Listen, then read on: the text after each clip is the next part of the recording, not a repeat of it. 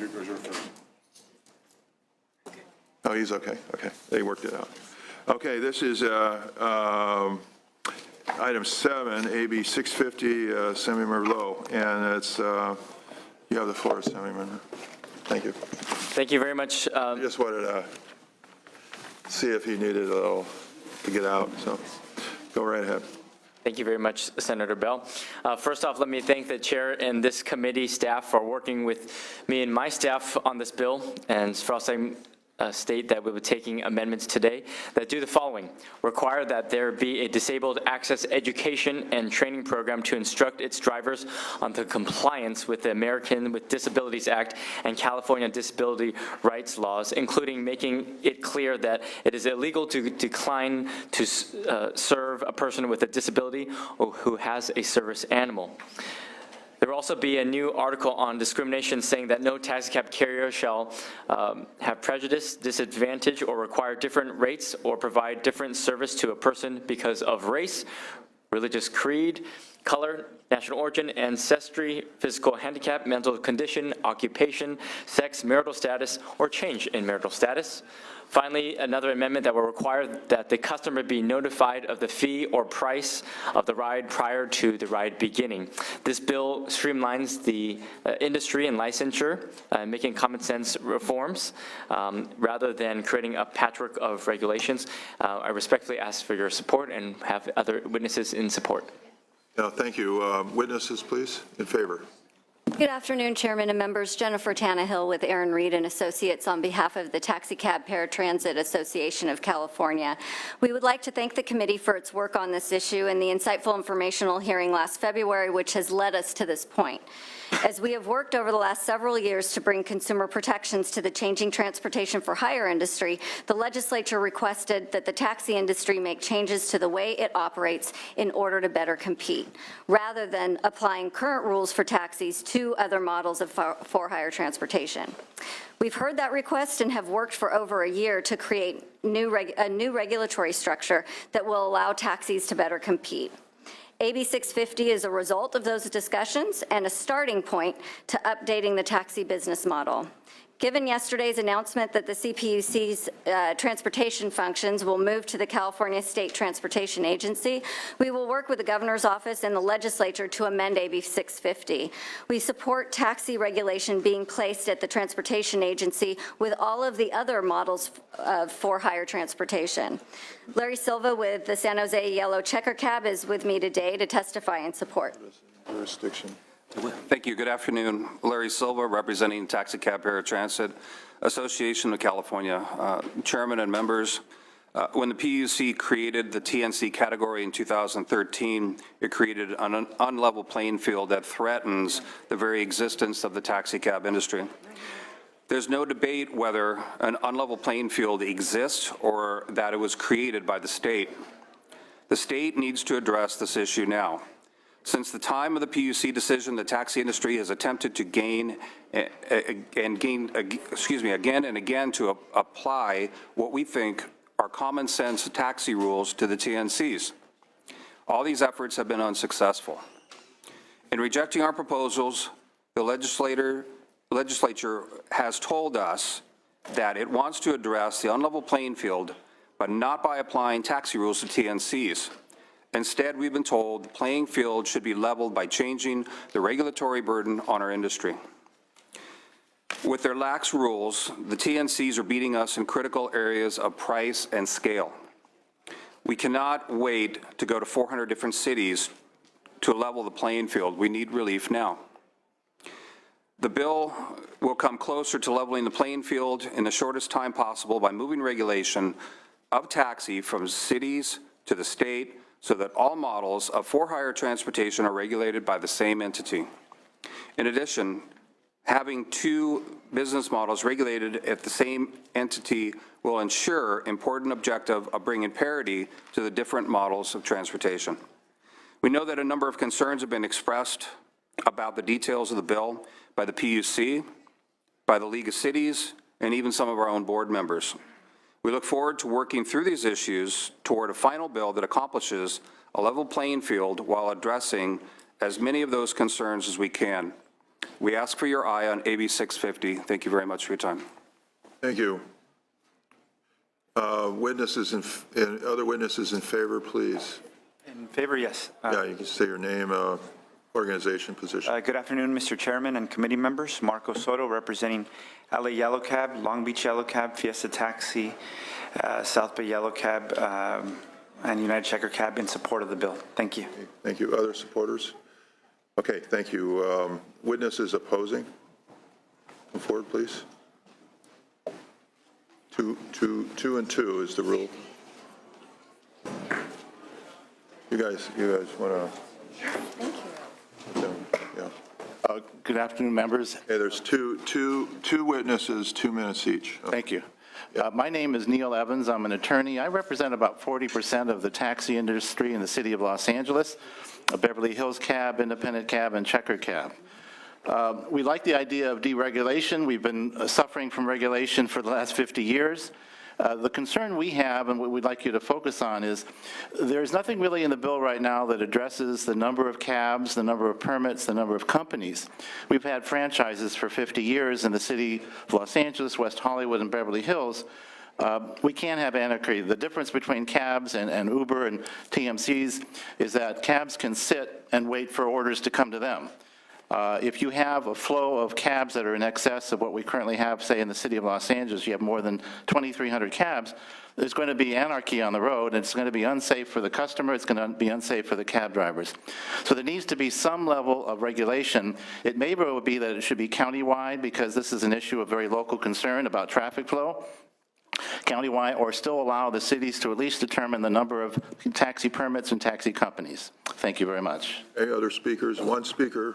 Well, we both like to speak. I should just say, additional. I should just say on behalf of the group I represent, the California Regional Council of the Taxi Workers Alliance, that we have been the most active opponent of this bill from start to finish. And I'd ask you for the privilege of allowing me to speak. Hey, individuals that are opposing it and name organization. Chairman, my name is Victor Caballero. I am general manager of Yellow Cab of here in Sacramento. We do not totally oppose this bill right now in the way that it is written. However, there is definitely a need for some amending to it, and I'm also a member of the board of the TPAC, the source of this bill. And again, I'm one of those board members that our president referred to as not being in complete support. So we look forward to amending the bill so that we can then in turn support it wholeheartedly. Thank you. Good afternoon, Chair, members of the committee. My name is Randy Knott. I'm the Government Affairs Director for the City of Sacramento. We are opposed for many reasons that haven't been mentioned. We'd be happy to work. Other people opposing, please. Good afternoon, Chair, members of the committee. Ronnie Verdugo here on behalf of the League of California Cities. Unfortunately, in light of the governor and the legislature's announcement yesterday, we remain opposed. We think it's premature at best to move this bill forward. Thank you. Hi, Alex Steffen, Monterey Peninsula Taxi Workers Association. We oppose the incoherent and ill-conceived bill. Thank you. Good afternoon, Chair and members. My name is Tom Diesso. I've been a San Francisco cab driver since 1975. I'm also a San Francisco Yellow Cab board member. And I oppose this bill because it doesn't address the exploitation of drivers. The minimum wage in San Francisco is $12.50, $12.25. But because there's so many TNC drivers out there, nobody's making that minimum wage. We're probably making somewhere between $6 and $8 an hour. Thank you for your help. I hope you say no. Yes, sir. I'm Marcelo Fonseca, career cab driver, full-time driver for almost 28 years in San Francisco. I wish the CPUC had someone here to say if they want jurisdiction of taxes or not. Well, so I strongly oppose this bill. Say if you're opposing it and your name and organization, please. I oppose it. Mr. Chair, members, David Jones, on behalf of the City of Glendale, also opposing the bill. Thanks. Okay. Mary McGuire. I'm a member of the San Francisco Taxi Workers Alliance, also a former taxi commissioner from San Francisco. And I'm a taxi driver as well. And I oppose this bill unless it's amended to call for a taxi regulation at a county level. Thank you. Mr. Chair, Joshua Shaw for the San Francisco Municipal Transportation Agency. We are not opposed. We have not taken a position. We wanted to note for you that we thank the author and his staff for working with us on the exemption they did provide so that our MTA can continue to regulate taxi cabs instead of go up to the PUC regime. But we have noted a technical concern that we want to continue to work with him on that makes sure that that authority doesn't accidentally go away, and we'll be pleased to work with the author on that. Thank you. Okay, thank you. Okay, questions from the committee? Questions? Anybody have questions? Senator Allen. Okay, I just want to get a better understanding of how your bill is impacted by yesterday's CPUC decision, and my understanding is things got kicked over to CTC. So are you taking amendments? I mean, give us the state of play. Thank you very much, Senator Allen. Part of the conversation is the immediate impact that we want to have. The details are still to be ironed out from the proposals that we've seen from the administration. Certainly, we've been in conversation with his office about next steps moving forward. I think the immediate action related to this bill is helpful for the conversation moving forward. As we've had conversations in the previous committee in utilities, we had indicated that the natural entity for this was the CPUC. Certainly, we're happy and open to discussions about the natural place to suggest where this entity should be, but currently as it exists, it would be the CPUC, and so therefore we have this in the language. Certainly we've been also working with the chair of this committee to continuing to address these issues at hand, but again, specifically the details are so new that we're continue conversations, and should the administration wish to have a conversation with respect to this bill, we'd be happy and open to having discussions at the appropriate entity in terms of the authority. Can I kind of also float that question to the chair and staff and just see how your question? Thank you, Senator. The governor made a proposal. It's us to provide the disposal. So, and essentially, we will review the plan and develop what our attitude is on that. And the proposal that he's making essentially puts jurisdiction of this in transportation agency. That invites, and it's not just this, but a lot of other things related to transportation. So it would involve the regulatory aspects, the public interest aspects, a lot of other issues pop up when you start talking about what the governor's proposing. So for me, I think he addressed, the author addressed some of the issues I have. I always, everybody in the committee knows that I always deal with, I want to make sure that we still provide essential transportation services for people with disabilities. That's always going to be something I will ask for, and I want to have no civil rights violated by anybody that provides transportation for people with disabilities. And so that's an issue that I think I got in the amendments. But I think the governor's proposal, I would assume if it goes to the transportation agency, then this committee would have jurisdiction if that's the choice of the legislature, the way we want to do it. So we have to approve it, basically. Okay, so in light of all of this, you're still recommending an aye vote? Yes, I recommend an aye vote. I think that this provides a framework we need to move ahead on, and I made some amendments, and I'm sure there's going to be other amendments as we go along. The organization issue will probably take time, I think. I think that will take time. Thank you. Thank you, Mr. Chair. Other comments? Yes. Senator Leyva. Thank you, Mr. Chairman. So I want to make sure I'm understanding this correctly. So initially, when you authored this bill, it was kind of to level the playing field and put taxi cabs under the jurisdiction of the PUC. Now, in light of what we've just talked about and the governor putting TNCs under the regulation of transportation, it seems like if your bill passes, we're just flip-flopping. So now, instead of leveling the playing field, we will have two industries that do the same work, TNCs and taxi cabs, and now they are again in a disparate treatment. So I'm concerned, Mr. Chair, if this is a bill that we should move forward at this time, because I think that we might have a problem. I mean, before yesterday, what happened yesterday, the bill was good, but I'm a little concerned today. Yeah, I think that, yeah, if you want to look at timing, I think that's kind of the issue. My opinion is this bill goes in effect like any other bill in the year or so. That's the effective date of this bill. The governor's plan is not going to be in effect by the end of this year, believe me. It'll take time. So it'll probably be over the fall. We'll get some proposals at the end of the year. Our committee, the legislature as a whole will have to deal with that in 2017, and we will formulate our opinion about what we want to do. And it'll probably be part of a budget process, I would assume. So the next fiscal year, we'll have the budget address the subject.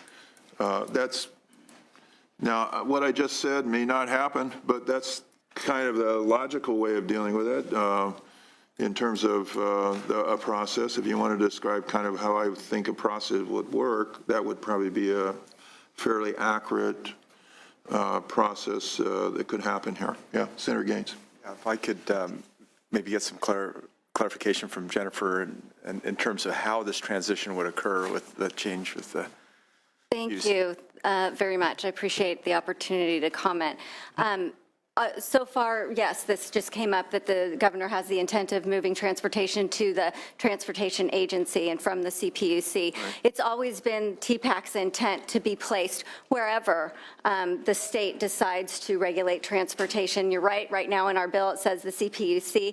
We would be looking during this break in July to be working with the governor's office and the legislature on how we want to craft our bill to make any transition that happens smooth, and so that we, are able to smoothly move taxis wherever they need to be. But we do expect that we would want them with everybody else.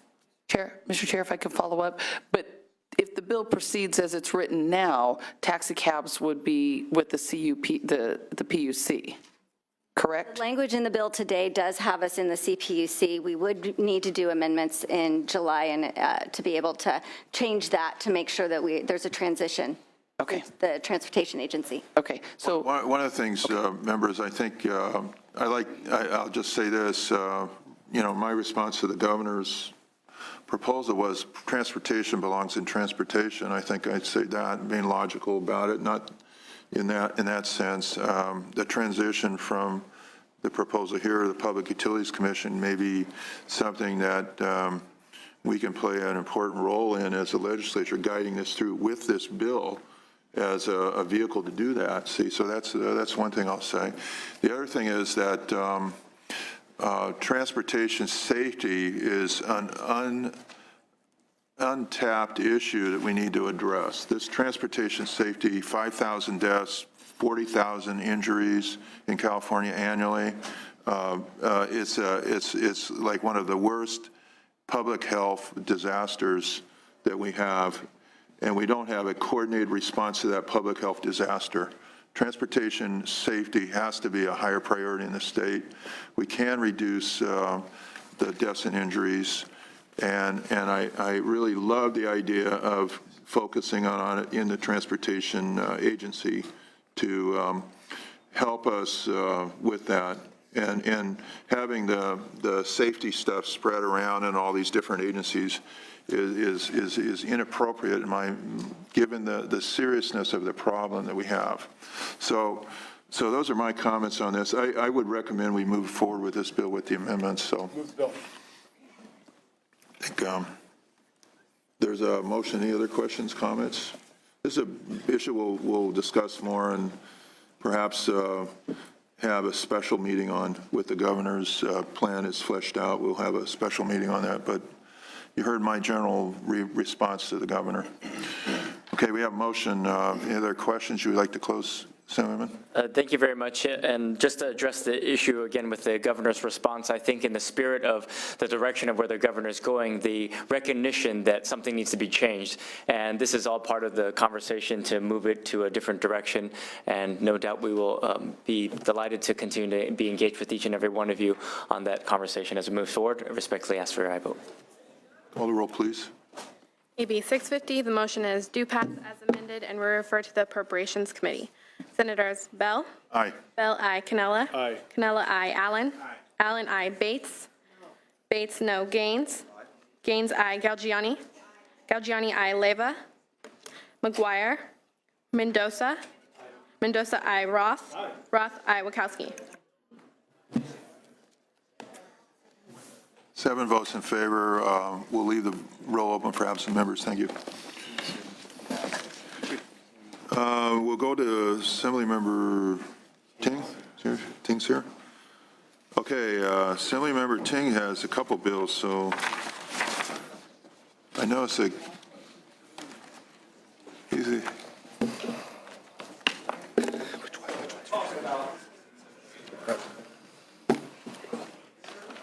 You have the floor, Senator. Thank you, Mr. Chair. AB 1677 is our tour bus safety bill. Currently, only 30% of tour buses are actually inspected annually. This has caused issues in my city, San Francisco, but also should be of concern to anybody who has tour buses in their community. This allows local jurisdictions to contract with California Highway Patrol to increase the number of inspections on tour buses. We respectfully ask for aye vote. Okay, any questions? Witnesses in favor? Thank you, Mr. Chair. Matt Robinson on behalf of the City and County of San Francisco and Office of Mayor Ed Lee. Respectfully ask for your aye vote. Thank you. Okay. Witnesses opposing, please? Any opposition? Okay, I see none. Questions from members? We have a motion on the bill. Okay, we have a motion to approve this. No more questions. Call the roll, please. Would you like to close? Disrespectfully ask for aye. Thank you. Thank you. AB 1677, the motion is due pass and will refer to the Appropriations Committee. Senators Bell? Aye. Bell, aye. Cannella? No. Cannella, no. Allen? Allen, aye. Bates? Bates, no. Gaines? Galgiani? Galgiani, aye. Leyva? Leyva, aye. McGuire? Mendoza? Mendoza, aye. Roth? Roth, aye. We have 6 votes in favor, and we'll hold that open for absent members. Assemblyman, you can go on to your next item, which is 25. Item 25 is 2428. You have the floor on that bill. Thank you, Senator. This is a district bill. It would allow the city and county of San Francisco to lease Caltrans land parcels that are under freeways at 10% of market rate for the purposes of creating parks and open space. This bill is limited to only 10 parcels in San Francisco. As you all know, space is at a premium in my town. Given the amount of Caltrans land that are underneath freeways, this allows us an opportunity to really convert those empty lots into parks and open space. Respectfully ask for aye vote. Do we have any witnesses in favor, please? Thank you, Mr. Chair. Matt Robinson on behalf of the City and County of San Francisco and San Francisco Mayor Ed Lee. We're the sponsors of AB 2428, and as Mr. Tink said, this bill would allow the city and county to lease at a discounted rate up to 10 parcels from Caltrans for park, recreational, and open space purposes in order to meet the goals set forth in SB 375 and implemented through the Bay Area's Sustainable Community Strategy. Leasing parcels for these purposes at fair market value or even at a small discount, given San Francisco's real estate market, is not feasible. To put this in perspective, we currently lease land for a skate and dog park, which costs the city almost $5 million. We cannot afford to do more projects like this at the current rate. San Francisco is currently authorized to lease parcels at a discounted rate for emergency shelter or feeding programs, and this bill would add these very specific purposes to the list. Thank you, and I respectfully ask for your aye vote. Questions? One question. Senator Allen. I noticed that the California Transportation Commission was in opposition, and I didn't see anything in the analysis that talks about their opposition. I just want to get a better understanding. Are they here to speak on it, or? We're going to call them. If they're not here, I'm happy to. Yeah, he is. Perfect. He's here. He's here. I recognize him. He used to work for us. You still allow him in the building? Sure. Sorry. Former staff member for our committee. Eric Thronson with the California Transportation Commission. The commission is opposed to this bill primarily for the precedent it sets of giving away property that was purchased by the funds from the state highway account, revenues that were generated from all over the state for the precise purpose of benefiting a particular community in the state. While the bill has been narrowed significantly to only 10 parcels, it's the precedent really that the commission is concerned with. These parcels are revenue generating for a state that doesn't have enough transportation dollars to begin with, and it is difficult for the commission to be supportive of such an effort. I'd be happy to answer any questions if you have any. Kind of question a little bit. Doesn't the state let parcels all over the state of California be used for like open space or parks and things like that if they're next to a freeway? I think that's been commonly done all over the place. Is that true? Does anybody know? There is some precedent for it, Mr. Chair, as I mentioned. There's a number of examples around the state where Caltrans has the ability to lease parcels at a discounted rate, and as I mentioned, those are predominantly for emergency shelter or feeding programs. They can also lease it for nothing to transit systems and just other public transportation purposes. And then finally, there is some incidents of leasing it for open space. However, it's been at fair market value. And as I mentioned in my testimony, it's not something that in a city like San Francisco we can afford to do much of. Okay, is there a policy on that?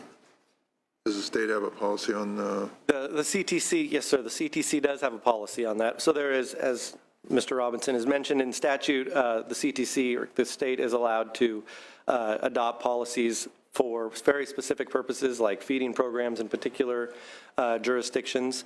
However, this is a different precedent. I believe this is giving away, essentially giving away property that is otherwise generating revenue for the state for the purposes of state. Senator Roth? So I want to make sure I'm clear. So these 10 parcels, are they currently being leased by Caltrans? That is our understanding, yes, sir. At what rate? Well, I don't know about these 10 particular parcels because I don't know which 10 particular parcels are being referred to, but before the bill was amended and it was narrowed to 10 parcels, all of the parcels that were being discussed were about $10 million worth of revenue annually to the state. So, and I think this is about 1/7 of all the parcels. Is that pursuant to lease agreements? What happens? We break the agreements and do this, or? Senator, if I may. We early on identified, in working with Caltrans, right-of-way division in San Francisco, identified 10 parcels that we were interested in looking at. And those parcels had existing uses on them that were about 1 to 3 year leases, and the majority of them were for public parking purposes. That has then, as Eric mentioned, because we're limiting it to 10, and those are only example, and we have yet to really break out the maps and identify which ones may be available right now or which ones are currently tied up. But we were able to put a rough estimate of about $1 million on it, 1.2 million, in terms of what it may cost the department. And I'll just note for that's the revenue loss. That's the revenue loss. And if I may, I'd just like to clarify that that is a loss of revenue that's paying debt service on transportation bonds. That's not money that's being spent on maintenance of the state highway system. Okay, thank you, Mr. Chairman. Okay. Do anybody else have any questions on this? Okay. Are there other opposition? Do you have any closing statements? I think the only thing I would just, I'm in support. Jeannie Wardwell with the California Bicycle Coalition, in support. All right. only thing I would add is just, given that we are talking about compensating Caltrans for 10% of the market rate, as you all know, land values in San Francisco are quite astronomical, so 10% of hundreds of millions of dollars is still a lot of money. So again, I think there's I think we're trying to fairly compensate Caltrans at the same time having a public purpose to turn some of these parking lots into open space and parks. Respectfully ask for a vote. Other questions? I was recommending in favor of this. I didn't see that it was that unusual, in my opinion. So, anybody else? Do we have a motion on this? Move the bill. Okay. Any other questions? We'll call the roll, please. AB 2428, the motion is due, pass, and refer to the Appropriations Committee. Senators Bell? Aye. Bell, aye. Canella? No. Canella, no. Allen? Bates? Bates, no. Gaines? Galgiani? Leyva? Leyva, aye. McGuire? Mendoza? Mendoza, aye. Roth? Roth, aye. Wachowski? If 4 votes in favor, we'll await other members to vote. Thank you. Thank you very much. Okay, let's see. We got Assemblywoman Bonilla. I like her because she approved my bill today, 2 bills. So, Well, it's okay, we turn the floor over to you, Assemblywoman. Thank you. This is AB 1697. This is the Alternative Renewable Fuel and Vehicle Technology Program. You have the floor. Yes, it is, and it's a great program, especially, I think, as we're looking at the governor's call to reduce petroleum use by 50% in 2030. Some of you may know I actually represent a district that has 4 oil refineries and a 5th one next door. So when we're talking about investment in green energy, I'm concerned about my workforce. Essentially, in a nutshell, what my bill would do is include workforce development as one of the criteria for grant proposals under which they would be scored in order to incentivize potential grantees to include job training opportunities. That's what the bill does. I think you have this $100 million annually that is being granted, and to consider workforce development as an essential element, and at least an element that in terms of that application would move you up in the pack is something that's going to help all of our communities. I have Carl London here to speak on the bill as well, from Workforce Development, representing Workforce Development, and ask for your aye vote. Okay, witnesses in favor, please. Mr. Chairman and members, Carl London here on behalf of the California Workforce Association. These are the 48 local workforce development boards throughout California. We think this is a good bill. This is aimed at an important sector of jobs and job training that are necessary for a future, and urge your support for this bill. And thank you for the water, by the way. Thank you. Thank you. Any other witnesses in favor, please? Witnesses in favor. Witnesses opposed. Any witnesses opposed? There's a motion for the bill. Any questions? Do you have a closing statement on this? I'd ask for your aye vote. Okay, we have a motion in favor. We'll call the roll, please. AB 1697, the motion is due pass and we refer to the Appropriations Committee. Senators Bell? Aye. Bell, aye. Canella? Aye. Canella, aye. Allen? Bates? Bates, no. Gaines? Galgiani? Galgiani, aye. Leyva? Leyva, aye. McGuire? Mendoza? Mendoza, aye. Roth? Roth, aye. Wachowski? We have 6 votes in favor, and we'll hold that roll open for absent members. Thank you very much.